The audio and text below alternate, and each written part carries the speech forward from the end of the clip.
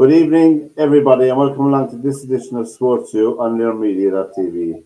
Press the red button on the right hand side to subscribe to our channel. You'll find all the programs on our YouTube channel. Good evening, Joe. Evening, Pat. Good evening, John. Derwynne. Evening, Derwynne. Hey, boys. Good evening, John. Good evening, Pat and Derwynne and Joe. Yeah, and we're all alive and hale and hearty on this Monday, the 26th of May. The soccer season has been wound down Saturday officially, but for a lot of teams, it wound down maybe 6 months ago for a lot of teams. But officially, it ended over the weekend. I'm not looking at anybody now when I'm saying that. Anyway, there was wins for Burnley, Leeds, and Sunderland will be coming up now. Sunderland won the last spot, so they'll be coming up to the Premiership. There were wins for Bournemouth, Man City, West Ham, Man U, Everton, Chelsea, Arsenal, and Brighton.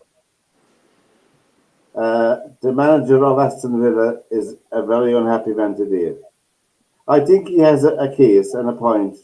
Derwynne, what do you think? Do you see it? Yeah, definitely. I mean, the United keeper did not have control of that ball, did he? No. You know, any stretch of the imagination. Then again, you know, the rules for football now are starting to. I mean, they're getting ridiculous now, aren't they? If he blows, VAR can't step in. I mean, now the referees what are they going to be doing? I know we talked about it ages ago. Yeah. They're going to start relying. They're not going to blow whistles, are they? They're going to rely on VAR in their ear hole, telling them what to do again. And do you see the match, John? Any of the match? The Man United, Aston Villa? No? I just saw that incident. Yeah. No way was the goalkeeper in control of that. And Joe, I mean, you'll be on the same mind as myself that it's gonna be. I mean, if Villa got 2 more points, they'd be in 5th position, and they'd be in Europe. So it's a huge consequence for them. You know, it's not just a poor decision; it's a huge consequence for the club. You know, and well, it is. You know, and I read an article where John McGinn is quoted as saying, you know, this decision didn't affected us in our careers and in our earnings because now they're not in the Champions League anymore. And so the bonuses they would get for being in the Champions League, for being players that are Champions League players, you know, and then you look at, what I don't understand about VAR, right? And you lads can correct me if you think differently, but when the referee gives a penalty, he blows the whistle and points at the spot, correct? Yeah. So VAR can overrule that. It can. But the referee blows his whistle for a free kick, and VAR can't overrule that, and they're both still in the box. Yeah. So I don't understand how you can make a difference in the two, because it's huge, you know, and like we say, it's cost Villa, you know, it's nothing.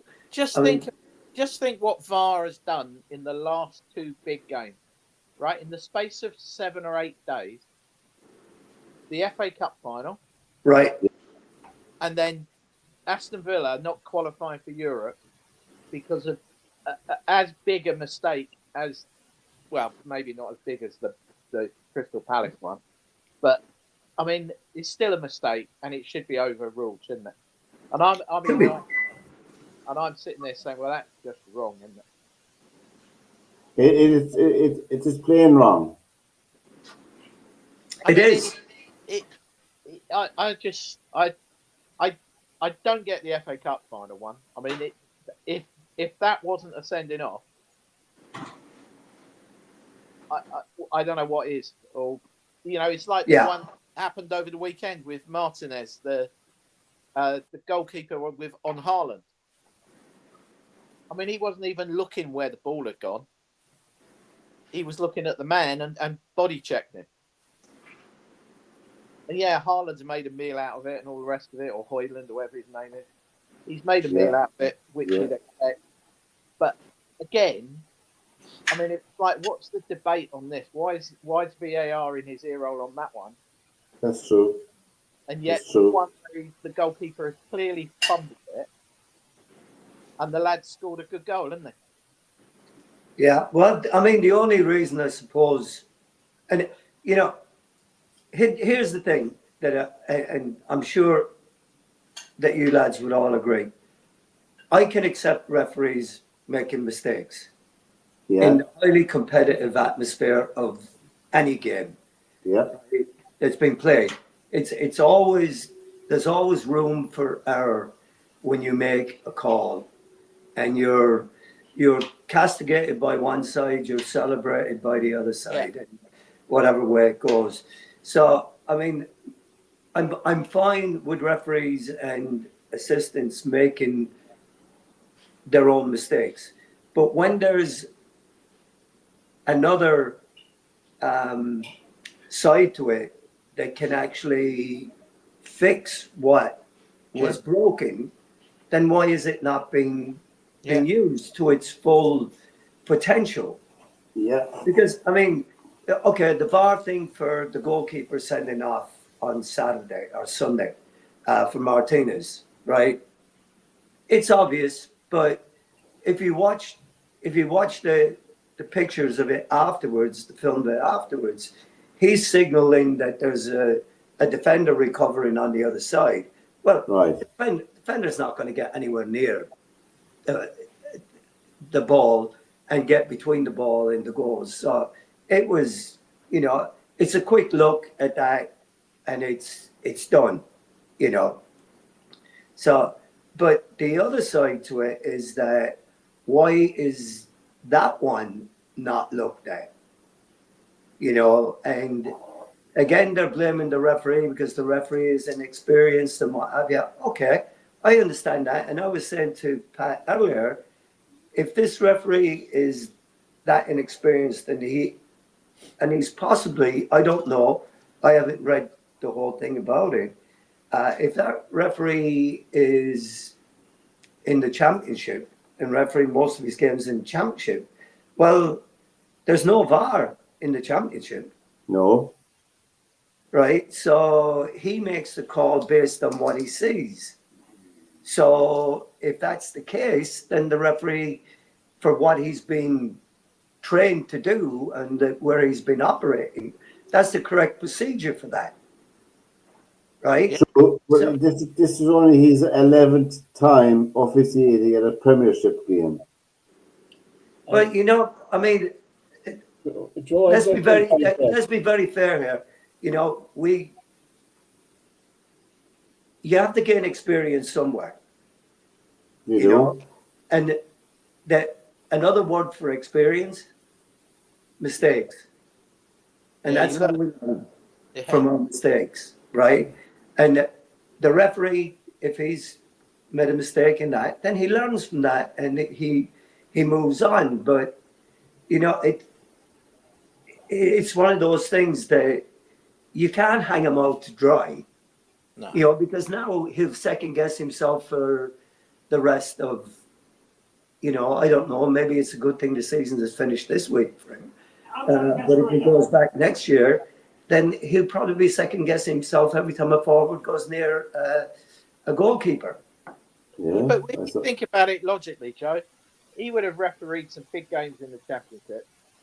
Yeah. And a game of football, whether it's Manchester United versus Aston Villa or whether it's Chelmsford versus Southend, it's still a game of football, and there's rules that match for the Premier League as they do for the park. And as a referee, he's just got to do his job.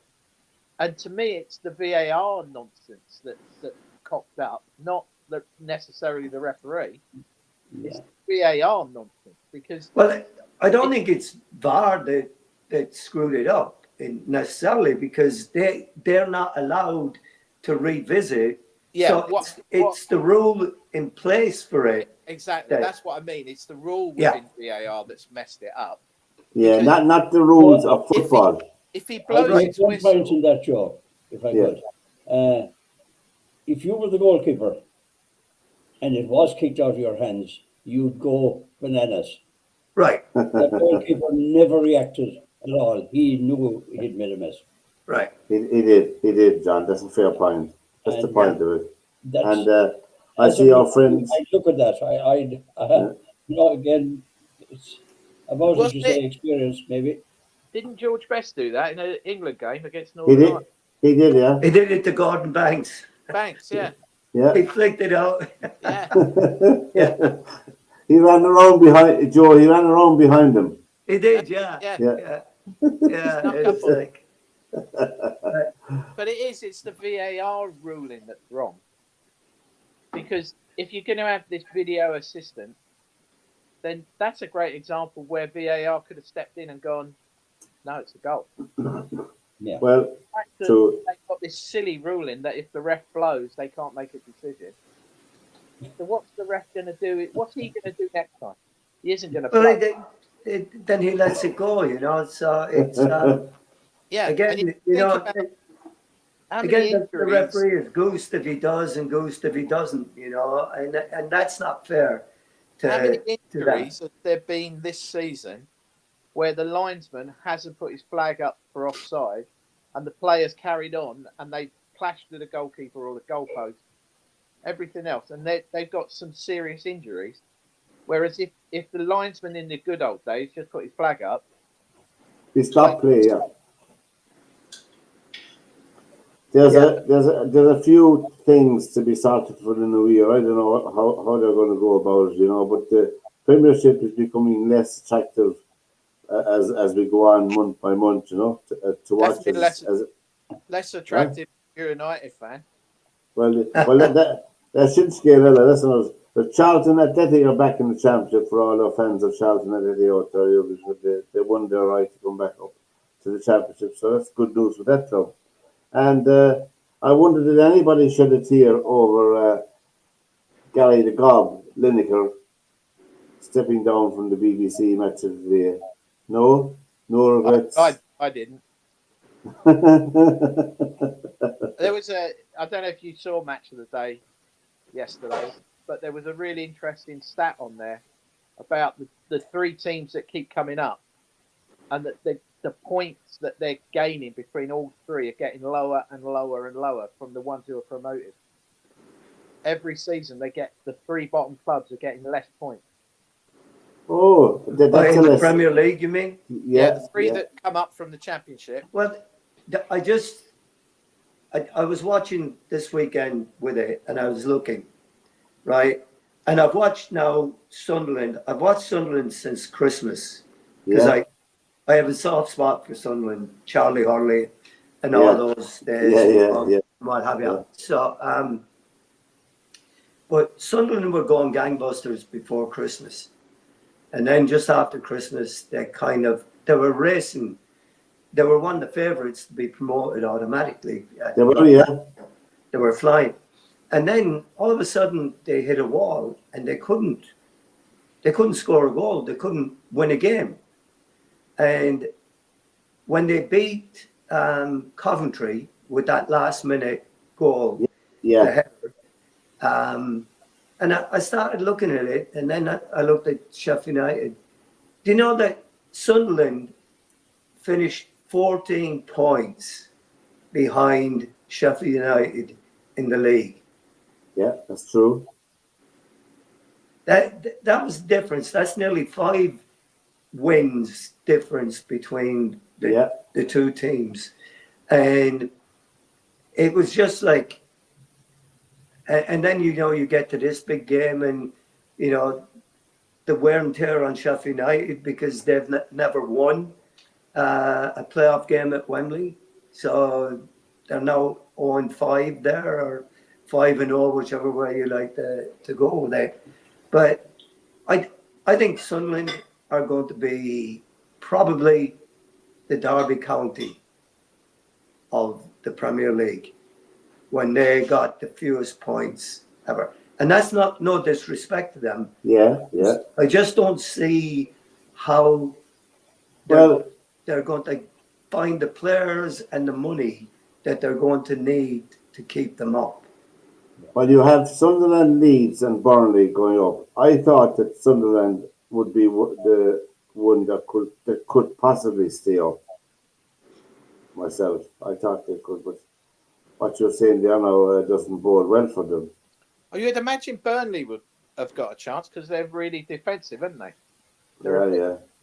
Yeah, but they also managed to get 100 points in the and Leeds got 100 points as well. Yes, they did.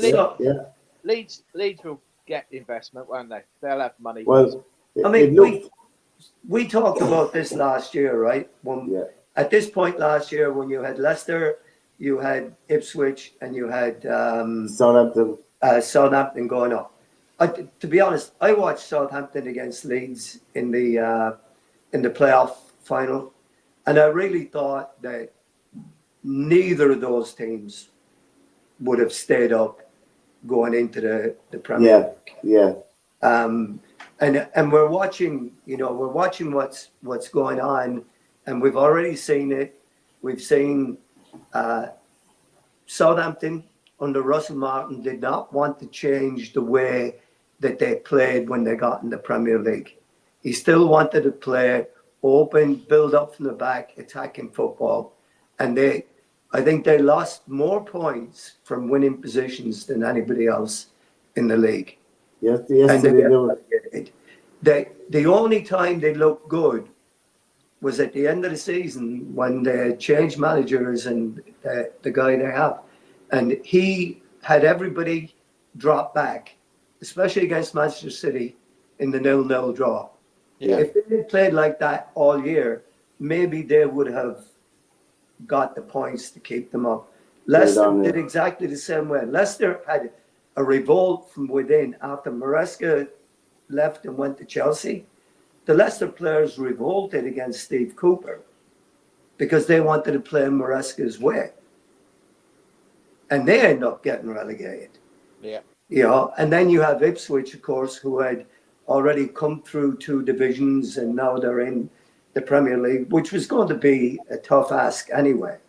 But I just think, like Derwynne says there, I think it's getting harder and harder for championship teams to come up and compete.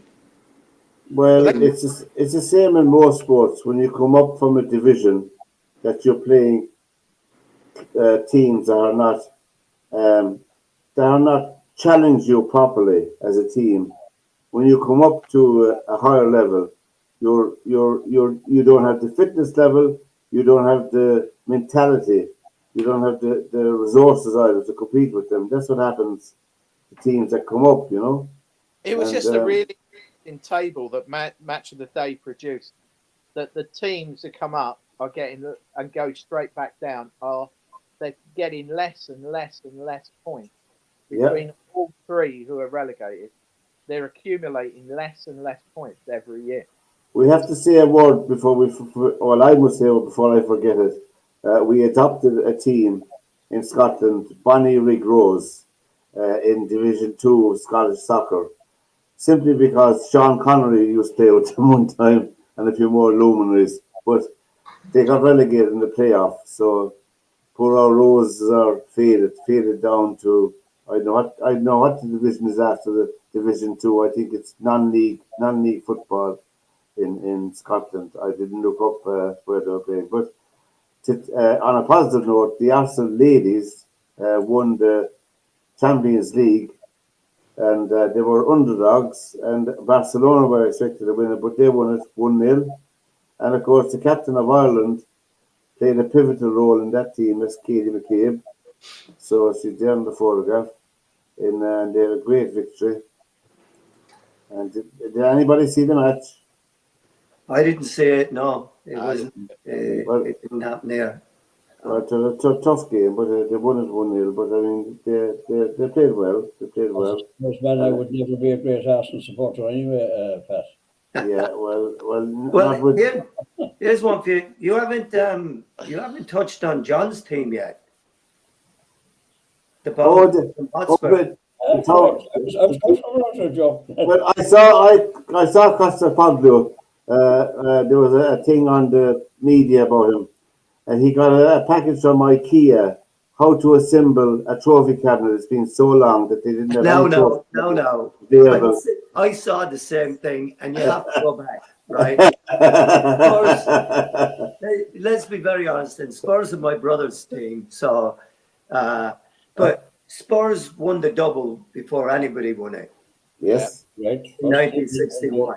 And 1900. Spurs were in the 60s were one of the Was there a guy, Gary Mabbitt? Gary Mabbitt used to play for them, was he? right, yeah. He was a lot later now. Not in the And 60s. Of course, we had our dealers in Villa back in the day. Oh, Ricky Villa. Oh, what a They player. had some players, didn't they? Greaves and all the rest of it. Oh Oh, my yeah. God. When you Dave Mackay, when you looked Yeah. at those guys, John Aye, White, Danny Blanchard, Mike England. Morris Norman. Oh, yeah. So are the good times Sid back again, Jones. John? Alan Gilzine, Yeah. Gilzine. Martin Yeah, Chivers. Gilzine. Martin Chivers. Ryan Peters, Yeah. Pat Jennings. Yeah. Yeah, they were all fairly good. And So, John, you were celebrating on Thursday. Yeah. Was it Wednesday or Thursday again? Wednesday night. Wednesday, yeah. Yeah. So There's a friend of ours will go to the match, yeah. Huh? So yeah. And I just thought Tottenham played so much better than United. But Tottenham they have European football now next season as a result of winning the Europa League. They have Champions League football next year. Yeah, Champions. Yeah. I feel How well equipped? Is he going to be there though? Sorry, Well, it's a very good question. I mean, how can he? Whatever his name is. Postecoglou. Postecoglou. I mean, John, you're a sports fan. What do you think of that? well, they had by and large, apart from that one game, the one victory, the league was disastrous. I mean, they were, and themselves in United, it was so appropriate that they meet in a final or something because both of them were so awful in the course of the year. It was absolutely unreal. Your man, Postecoglou, I'm not too sure about him. He obviously has some bit of charm around him that he can pull off these second-year victories out of nowhere. He has done that along the way. But is that as good as it gets? And I don't know. I don't think he'll be there next year myself. Big problem. But I mean, isn't it? I mean, the amount of injuries that he had, especially to his defenders, and of course they lost their talisman, Harry Kane. Right, they did, and that was a huge loss to them because that's goals right there. It's enough goals to keep you in the top half of the table, competing. Yeah. But the thing that I was more impressed with when I watched the game on Wednesday was how well Spurs defended. And I hadn't really thought that they could defend it that well. And he set them up pretty well to do that. So, but they hadn't much to defend against, Joe, in fairness. Well, I mean, you still have to go and score a goal and win the game. I know that. What happens. But yeah, I don't disagree with you that United, for all their possession of the ball, didn't really create anything. And the only good thing for United that's come out of this is that now that they're not in the Champions League anymore, they all had in their contracts a 25% bonus on their contracts to get a raise if they're in the Champions League. So all of a sudden, that money is not going to be in play anymore. So it makes it a little bit easier for them to get rid of some of the players on the big money. They could get a raise, all right, a hobnail booth I think, John, I most think of them, you know. I think there's a lot of them have gone, haven't they? Linderhoff's gone, Ericsson's gone. Casemiro. I mean, I think Luke Shaw. I Casemiro- mean, you talked about him earlier. I mean, is he going to stick around? which No. one? Luke Shaw. Luke Shaw. I think Luke Shaw's a bit of a busted fluff, to be honest. I think after he broke his leg in that game, Yeah. it was that break was so bad Yeah. that I'm surprised he made a comeback from that. He's not the same player as he was. He's What not. about the Man United player with Napoli? He's a champion as well now. Oh, then Scott McTominay. Yeah. Yeah. But I think in all this case, there was. Sorry, John. What I think in all this that was hugely standoutish, if you like, that Harry Kane probably left Spurs because he didn't win a trophy and didn't win any until this season. And now Spurs have won one in the same season. Yeah, I know. That was a lovely Bit of irony there, isn't it? There is, yeah. He's a league medal. Yeah. Yeah, he has his league, and they have what they'd never thought. Have they the cup yet? Are they in the cup final as well? Is that over? I think they're in the cup. I'm not too sure now. We'll look it up later on. But yeah, that was good for Harry Kane. A long career. You need at least something to show for it. But I mean, obviously we were in rugby. We had the European Cup final over the weekend in rugby. I suppose the aristocrats of rugby in Europe are the French. There's no doubt about that. You know, they have the best players, and they beat Northampton 28-20. It was a cracking game, a fantastic game of rugby. And the player of the year is Damon Pinot, the winger with Bordeaux. He was just sensational for France and for Bordeaux, you know.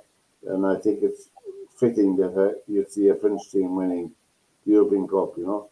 You like to see the best of anybody playing the sport they like, you know. I'm not saying that all the other teams didn't have class players, of course they did, but there's something special about the French in full flow, whether it's a club team or their national team. You know, they seem to have just that flair and flamboyance about them, you know.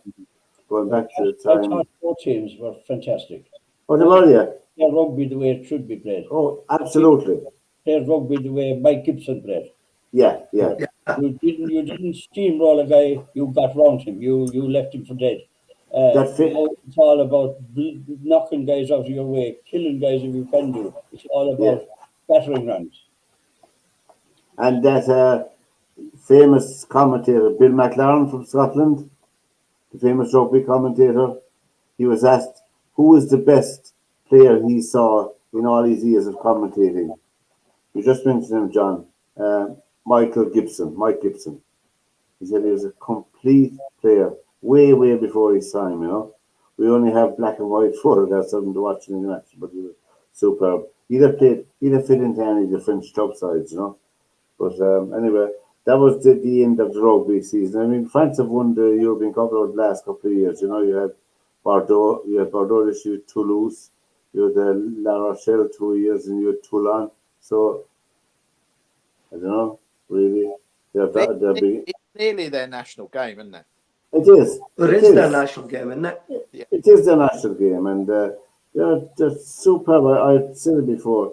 They have superb facilities everywhere, and there's a lot of money investment going into it, and it does pay off. Money does pay off, you know, investment. Yeah, but again, they have flair. They play the game to attack, not to batter your way through. Why do their wingers score most of their tries, whilst in take Leinster as an example? Almost all are pushover tries from. They're a boring team. Leinster are a boring team. Totally. Very boring. But I mean, there's only there's two ways that you can win games, right? Yeah. You know, you win by flair, or you win by just defending and being negative and stopping the other team. And let's be honest, that's how England beat France in the in the Six Nations. So, and it was a poor day for France. They didn't handle the ball that well. No. But we all know. I mean, we've all watched it since, John, you're talking about Mike Gibson and Willie John McBride and all those. When Fred Cogley used to commentate on RTE for us back in the days. I mean, to watch French teams in those days as well was absolutely like, it was night and day from the rugby that the rest of them were playing, and they've always been just a class above the rest. And I think the thing that was always kind of against them was that on a day you could knock them back on their heels by being physical with them, but I'm just surprised they haven't won the World Cup more than they. That's a dilemma for them, I think. But I think that's a little bit of like which French team turns up, isn't it? Yeah. You had right. We must mention Joey Carberry, ex-Munster player, is with Bordeaux, and If you think about it, Wales in the 70s were unbeatable. Absolutely. That was all open play running rugby. Yeah. If you think of New Zealand at their best, it's running rugby all the time, isn't it? Remember Jonah Lomu? Yeah. Oh. Well, you go back to that. I remember back in the 70s, and I was one of the 500,000 people that was at Toulon Park on the day that we beat the All Blacks. Yeah. Right. And I was actually at the on the main. Is it Hass's Crosses on the corner there, John? Yeah. Right. That used to be on the corner. And I was standing at that, and my father got me a ticket. I was home from England for my sister's wedding. Yeah. And I watched that game, and the way that the All Blacks played that day, in spite of the fact that they lost. Yeah. But the way that they moved the ball, it was like actually watching Manchester City, the way they play football from side to side. Yeah. And they would send it from one wing to the other wing. And if there was no penetration down there, they'd come back and they'd play again across the other way. And then I went back to England, and then I saw the Barbarians play the All Blacks. Oh, yeah. Was it at Cardiff Arms? In 73. Yeah. And I Edwards watched and that Ray game, John. and that try that the Barbarians scored. Unbelievable. I mean, it was absolutely And it was almost all done by the Welsh. Yeah, the Welsh results. Played centre that day, right? Because Phil Bennett played out half. John Dawes and Mike Gibson played in the centre, I think. Yeah.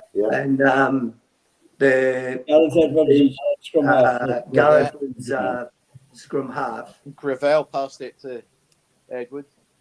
Yeah. Gareth Edwards was a magician, a pure magician on the field. Was it who was the English guy that played on the wing? Was it Duckham? Duckham. Duckham was right, yeah. David Duckham. David Duckham did serious damage to Ireland a few times. Right. Yeah. He did serious damage to Ireland a few times. David Duckham. That's what rugby should be about, those winners. I mean, Campese, when he was playing with Australia.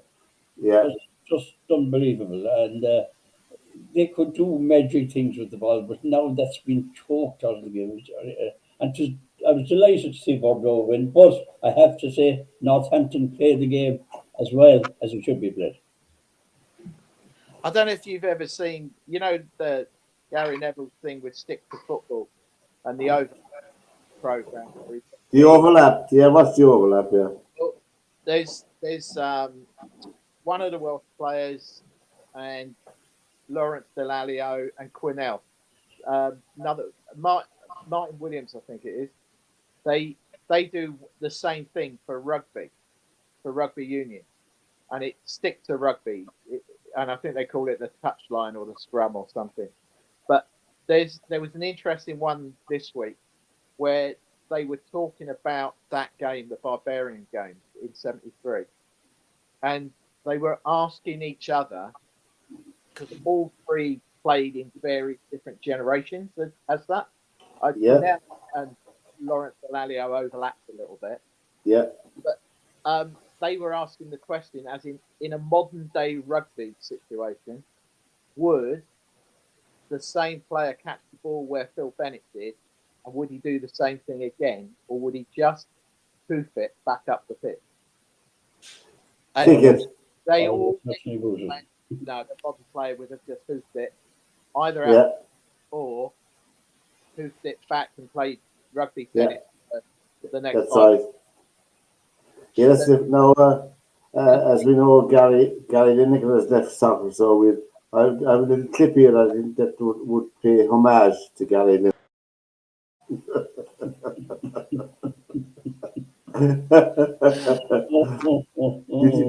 Did you in them with 2 sugars? You got to laugh the Rodney Bowles one, haven't you? I mean, if that's not Marsh and Stan Bowles, I give up. Yeah, they have a point. All right, they have a point. Yeah. And they have a point. But we had some golf as well over the weekend. We had the Charles Schwab Classic. Ben Griffin won that, and at -12. We had in the DP Tour then Christopher Right-Hand from Denmark won that, -13. The ladies were playing as well in the Riviera Open. Christo Iwake from Japan, she won that -12 because it's an important golf tour for the ladies open is on next week in these golf, you know. Did anybody see the playoff in Antwerp for the European Tour? No, I read about it, Derwynne. I'll tell you what, if you'd watched 3 players go into a playoff where none of them wanted to win it. I sat there and watched the playoff because Royston uses the Dragonfly stuff. Yeah. He had finished something like 5 hours before the last group. And he stood up on I mean, they all hit 3 good tee shots in the first hole playoff. Yeah. Up the 18th. And it's a really narrow 3-line golf course. Yeah. And they've only got wedges in their hand. And there were 3 of the worst wedge shots, like 80, 90, and 100 yards out you've ever seen. Like, I'm not kidding. One missed the green from 100 yards out. The other one actually missed the green to the right, but just clung onto the edge of the putting green. And the Dutch lad, Royston, or the Norwegian lad, sorry, he hit it right down the flagstick, but came up about 15 yards short. I mean, they were like the worst wedge shots you've ever.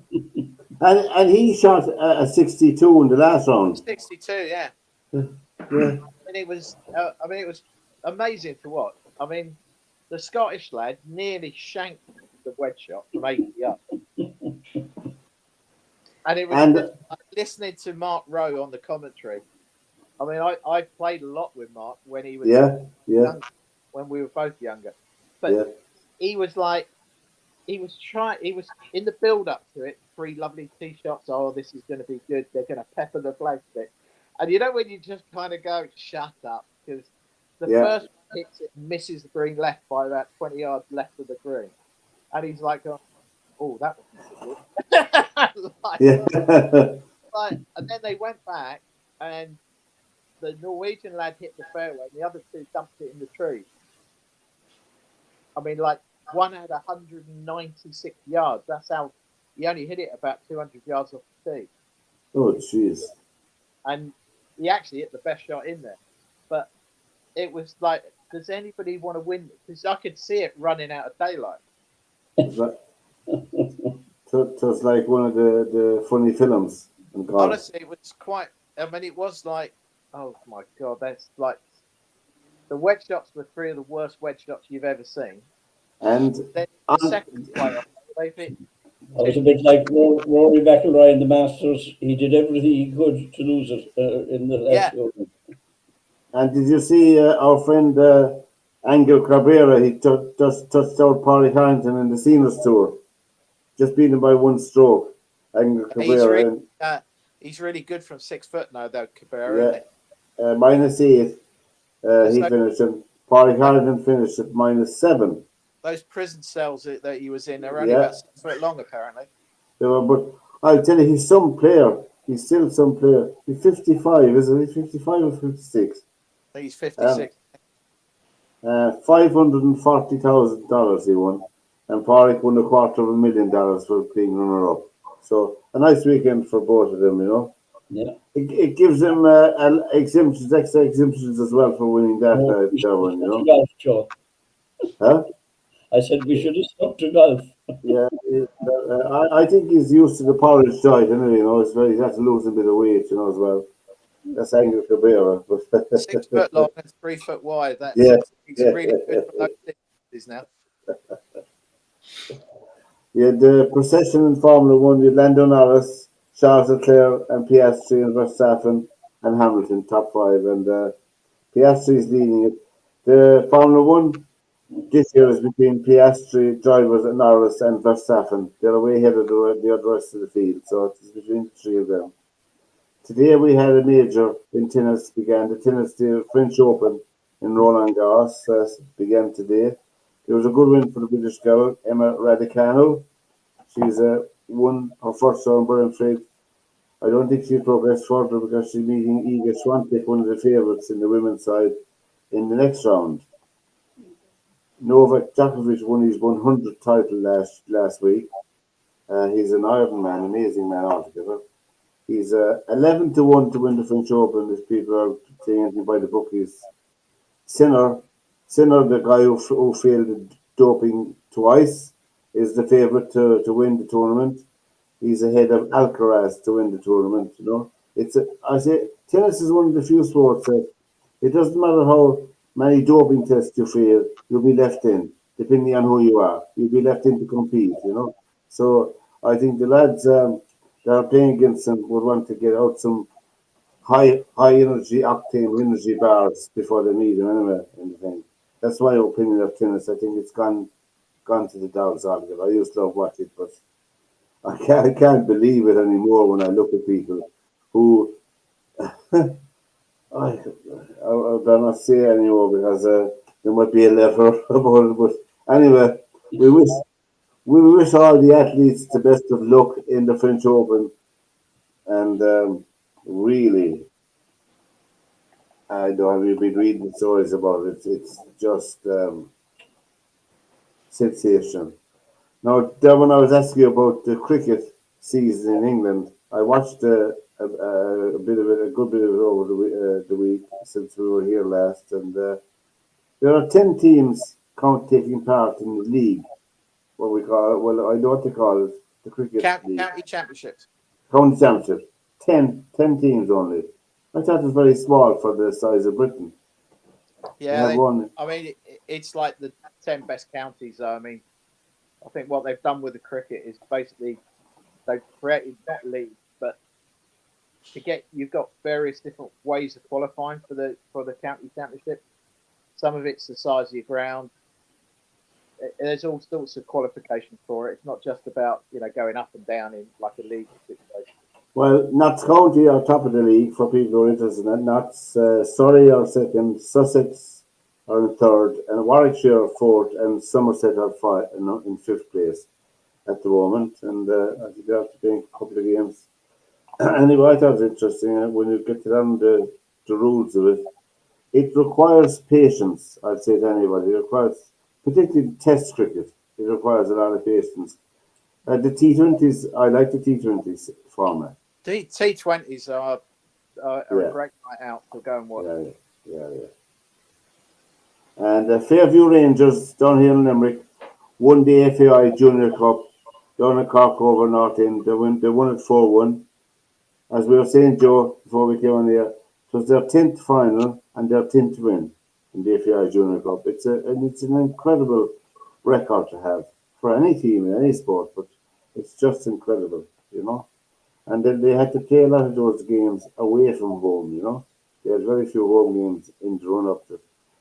and it's the biggest one of the biggest competitions for its type in Europe, with a record number of teams in it every year. You know, it's the Junior Cup in soccer in Ireland. In Ireland, it's just phenomenal. For people who like Liverpool finished the season on 84 points, Arsenal who are on 74, Man City 71, Chelsea 69, Newcastle 66, Villa 66, Forest 65, Brighton 61, Bournemouth 56, and Brentford 56. And Man United finished in 15th place on 42 points. So there you go. They had a they were that's they were they were exactly 42 points behind Liverpool. Is that all? That depressed me even more, Pat. So, okay. I was down in Cork yesterday, John. As, Yeah, I was down in Cork yesterday for my sins. I had plenty of room in the stand, in the north stand in Portkey for Cork and Waterford. yeah. As you know, Waterford had been a bogey team down through the years for Cork hurlers. Even when they won the first All Ireland I attended, it was 1966 when Cork beat Kilkenny, and of course Cork were reigning All Ireland champions in 1967. Paddy Barry, namesake, was in goal for Cork at the time. Terrific keeper, but he got a rush of blood in the head. There was a bit of a schmozzle in the square, and of course you can't hit a player with a hurley, and be seen, and which he was, and he was sent off, and Cork lost the match. I think Waterford was something like 50-1 that day, 50-1 to win the match. My God. Anyway, so I was thinking of that when I was sitting in the stand, because the first half was very, very lackluster. So 13 points to 12 at half time. Cork had shaded the scoring against the wind in the first half. So it was a bit And there was some wind there. we had loads of room and loads of nice food to eat and loads of facilities there and all. You know, it was pretty enjoyable. You know, I stayed till the end. They enjoyed the atmosphere, but they won out in the end. They became Limerick in the Munster final on Saturday, June the 7th at 6 o'clock. It's a horrendous arrangement in time. I don't know who thought that up. You Well, know? that's an every second year situation agreed between the two provinces, to my knowledge. Yeah. So, alternately, in other words, next year's game will be on the Sunday, and the Leinster final will be on the Saturday. Why they couldn't have one of them on at 2 o'clock and the other at 4 o'clock on a Sunday is beyond me. It's I don't beyond comprehension. You know. But anyway, we'll head down to Limerick and Hope on Saturday evening, June the 7th for the Munster final. And I don't think we'll have the gap as wide as we had in the last meeting. That's know. We certainly wouldn't want that. no, that won't happen again. That won't happen again. What do you think, John? I think it is a possibility of being a good game. Limerick are going for their seventh in a row. With a full team, it's hard to see. Cork have a few injury problems. Whether they clear up in time, I don't know. I think Limerick have a pretty much clear bill of health. And I believe that it's centre back and centre forward with Kyle Hayes and Cian Lynch. I don't think Cork have any player as good as any of the two of those. Well, they've moved Kieran Joyce back into the centre back position, which is his best position, and that is a positive and a plus. And Right. I don't think he'll be moved out of there again. Myself watching him yesterday, you know, he's only 23. He's still very young, but if you're good, if you're good enough, you're good enough. But that's one position. The serious problem for me is Declan Dalton. There are room that he'll be fit for the final. You know, we need a physical presence as well. You know. But anyway, they won. And Clare beat Limerick yesterday as well in the Gaelic grounds in the last match. You know, but it was a meaningless rubber, as they say. But anyway, there we go. There wasn't that. There was, As well, Pat, if you want to just look as an example, you saw Wexford beating Kilkenny yesterday. Same story. Kilkenny were already in the final, so they weren't going to be risking anything. So for people who are listening to this, we have Cork and Limerick in the Munster final, we have Kilkenny and Galway in the Leinster final. The winners of the Leinster final will be straight into the All-Ireland semi-final, and right. same in Munster. The Munster winners will be into the semi-final. The two runners-up will be to a quarter-final. The third team, just to confuse you completely, in Munster is Tipperary, and the third team in Leinster is Dublin. Mm-hmm. They'll be going into what we call a preliminary quarter-final, just to confuse everybody. And they'll be with the second-tier teams. The Joe McDonagh Cup winners and runners-up will face them in the preliminary quarter-final. So there Yeah, we I go. think that's a joke, that actual thing, to be honest about it, because Yeah, that's Kildare and Laois. but one, it's so unfair on those two teams because first of all they play in a final the previous Sunday, and if you win, you should go because it's a big thing to win from their point of view. You should be allowed to celebrate and have your time, and that's bad enough to have one of them out the following week, but to have the losers out to have to play another game. Now here they're going in against a much higher level of a team. Yeah, well, if Kildare, there have to be a draw for that because there are two Leinster teams, Kildare and Laois. You see, and there have to be a draw for that. So there you go. But if both Cork and Limerick keep winning, they'll meet in the All Ireland final because they cannot meet in the semi final again. No, that's true. Because they met in the Munster final. So, well, Joe, 1 out of 3 wouldn't be too bad. Anyway, Oh, are you congrats. coming home for that, Joe? Huh? Are you coming home for that? For the Munster final, I'm all against the Munster final being held in Limerick. I don't think it's a suitable venue for the Munster final. I think it should be held in Cockatoo. But you see, that's an agreement between the two counties. Oh, I know that. Yeah, I know they made that agreement when Cockatoo was being redesigned, rebuilt. But I think it's not fair on people paying €40 to sit in a seat, not fit for a young fellow only, a young lad. I think it's all wrong myself. That's just me. And you have to bring your Lucasdale bottle because you won't get into the toilet at half time with you as well. They should put a notice up for the people that are in the Munster final. Case you be. Is go before you come. Yeah. With excitement, well, you have to, for excitement and the emotion of the occasion will get you as well. Yeah. I won't say they won't. Leave your drink until afterwards. You're allowed to take a bucket in. Yeah. So, Joe, if you come home for the All Ireland final, if Limerick are in the All Ireland final, and you want a ticket, I'll get you a ticket. Right, John. Thank you. Well, I'll tell you, Joe, it would be an experience in Croke Park. It's just superb. There isn't I watched a few years ago. I watched the Ireland play Wales at Croke Park because the Aviva hadn't opened yet. Yeah. And we had whatever it was, 100-year reunion of players that had played for the national team that was still alive, and again, Croke Park.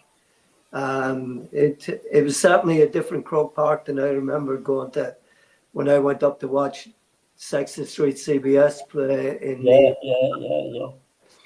back in the day. Actually got for the All-Ireland Cup. Back when Craig and Grimes and those guys playing for us. And Joe McKenna, what a player. I was at the All-Ireland final in 1999 when Cork beat Waterford in the rain, and it was the last All-Ireland held with the old Hogan stand, John. And when I was going in the styles with my ticket, they used to tear off a bit. I asked your man back for the stub because, it was the last ticket for the last All-Ireland with the old Hogan stand. So I kept that in a little fold up. You never know. Someone might be interested in it. Yeah. Sometime. John, did Bernie Hartigan play for Limerick CBS when they won the Harty Cup? Bernie Hartigan. 60s. Bernie would have been older. Pat would have played. Pat Hartigan. And then Bernie played. Bernie worked with me in Aer Lingus. I worked in Aer Lingus for 12 years. And Bernie, we travelled together actually. 3 of us, a three-man, a fellow called Christy Frawley, and Bernie. Bernie didn't drink. And as a result, we used to take our cars we'd park at what was Jury's, which is now the Strand. Yeah. Two guys would park there, and the third person would drive. I do 1 week, he do another. And of course, on the weeks that the other guy was a fellow named Christy Crawley, and when he was driving, a necessary stop on the way home was Dr. Nelly's. Oh. Of course. It's the first stop in from the airport, isn't it? I reckon Change the oil. about a gallon of orange, because he used to drink it. And I used to talk about, we'd watch the tide coming in and go out. That's a good one, yeah. Did Bernie Hartigan play, because Limerick won the All-Ireland in Yeah, the 70s, he was right? a sub in that team in 73. Okay. Bernie came on actually as a sub. He was, Pat was playing. And Eamon Cregan celebrated his 80th birthday, didn't he? I saw that, yeah. He did. Who was that? Eamon Cregan. Oh, yeah. 80. He doesn't go to matches at all now. No. And Yeah. I think he never forgave himself for managing the Offaly team that beat Limerick. I remember that, yeah. But Pat Eamon Hartigan Cregan was a Clahan man, wasn't he? He was. He was, yeah. And where was Eamon Grimes from? Eamon Grimes, South Liberties. South Liberties. Yeah. South Liberties. South Liberties. And Pat Hartigan was a strong man. Yeah, Pat Hartigan was South Liberties as well. And Bernie had an argument with South Liberties a few years earlier, and had actually ended up being one of the founder members of All Christians. Okay. Oh, go away. Yeah. Oh, because. So anyway, actually played for All Christians at the Gaelic grounds one time. Did you? I did. No, Derwynne, you'll have to come over to Croke Park. Yes, you're missing out, because there ain't another game in the world like hurling. And if you actually go to a game, there's nothing quite like it. Nothing. No. I mean, the skill of some of these guys, because it has become so quick and so. I mean, what Cian Lynch, let's forget about the Limerick part for a second, Pat. What he can do with the ball, what he can do in the heat of the moment, this fellow seems to slow the whole thing down to his pace. He looks around and he's looking in one direction and he passes the ball behind him. As they call it.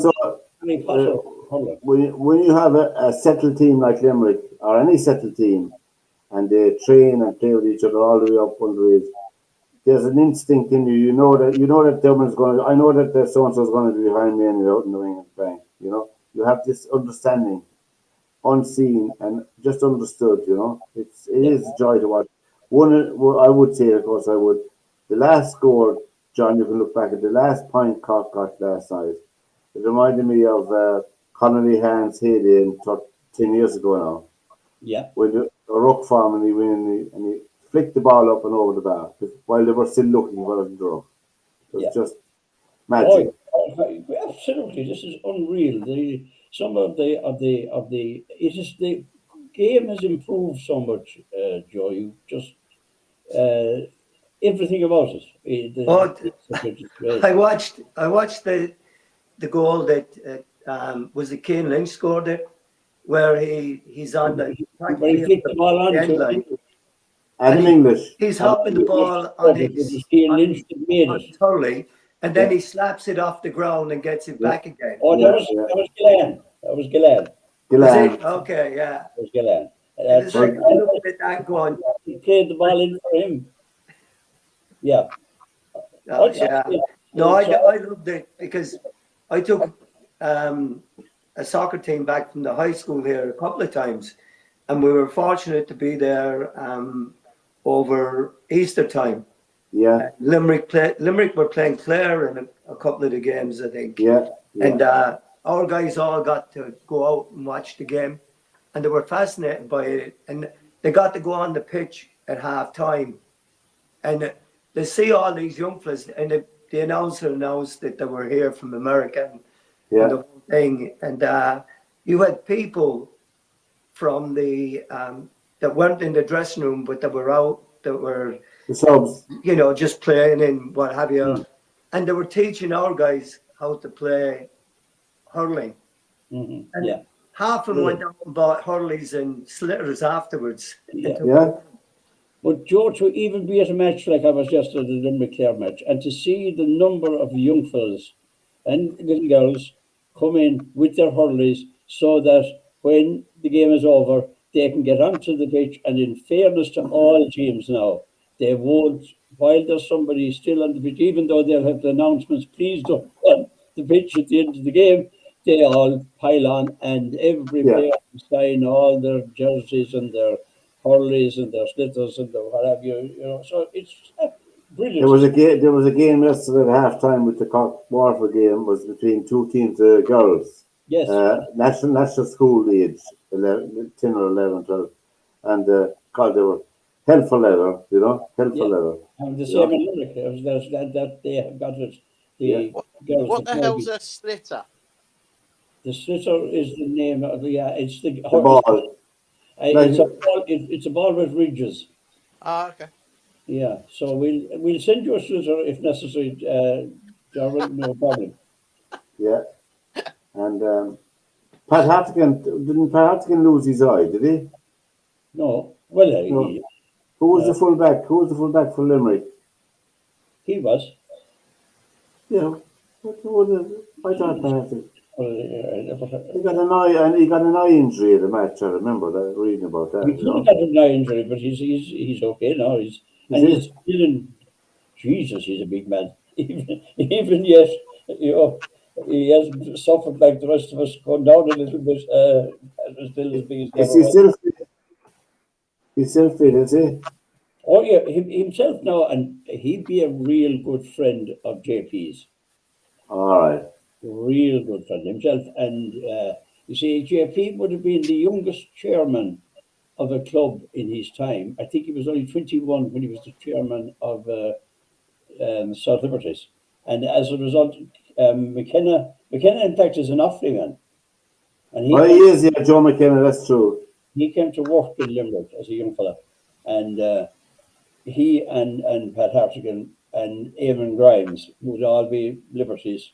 Would all be very good friends of. Yeah, Pat Hartigan won a few counties with Liberties.